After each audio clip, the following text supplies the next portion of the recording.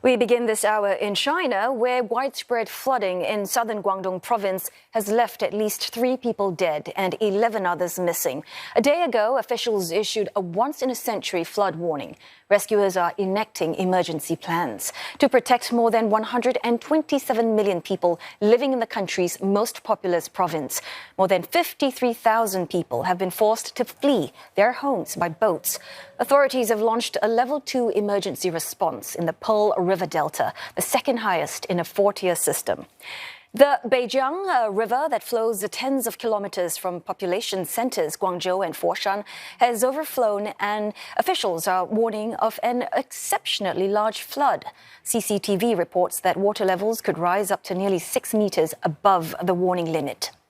Guangdong has been battered by unusually heavy rainfall since last Thursday, with storms ushering an early start to the annual flooding season. Authorities say more downpours can be expected over the next 3 days, with some areas projected to receive up to 25 centimeters of rain. And for more, CNA's Olivia Seong joins us now from Beijing. Olivia, help us understand how are emergency teams responding to the floods? Well, Ateli, some areas in Guangdong province are more badly affected than others. And what we have seen are reports that reinforcements and rescue workers are being sent to these badly affected areas from all across the province. The rain has kind of eased somewhat from earlier in the day, but what we do know is that the forecast is saying that the heavy downpour is set to batter parts of the province in the coming days as well. We spoke to a rescue worker that's leading a team in a county in the badly affected Qingyuan to the north of the provincial capital of Guangzhou.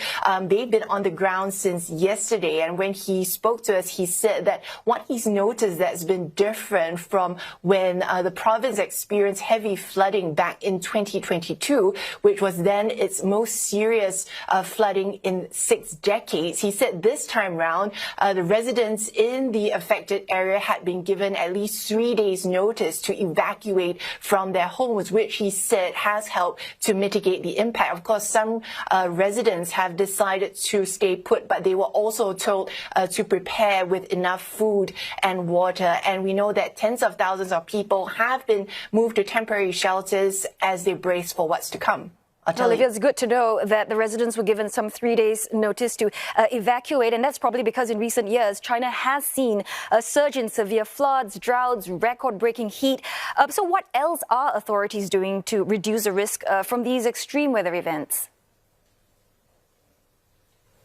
Well, I think what authorities are clear, and they have been warned by even senior climate officials here in China, is that 2024 is likely to bring more extreme weather and more powerful extreme weather. And that's something that they are looking at. Residents who live in affected areas are concerned that the flooding season is taking place earlier than in previous years. When it comes to floods, China has adopted, for example, a sponge city initiative back in 2015. We're talking about more green and blue spaces, trees and parks to help absorb the excess rainwater. Observers say that is a correct direction to move towards, but whether it's enough to deal with the extreme weather that seems to be getting worse is another question. Also, we saw last year that authorities had received some backlash for its strategy to divert flood water to some populous areas, the rural areas where people live, to protect bigger cities. And so that will be put to the test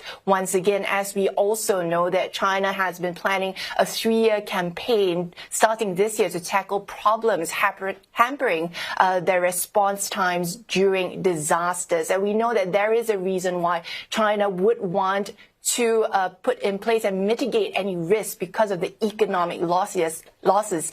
In the first quarter of this year alone, we saw natural disasters caused $3.3 billion in direct economic losses alone. Guangdong province, also the manufacturing hub of China, so authorities are on high alert.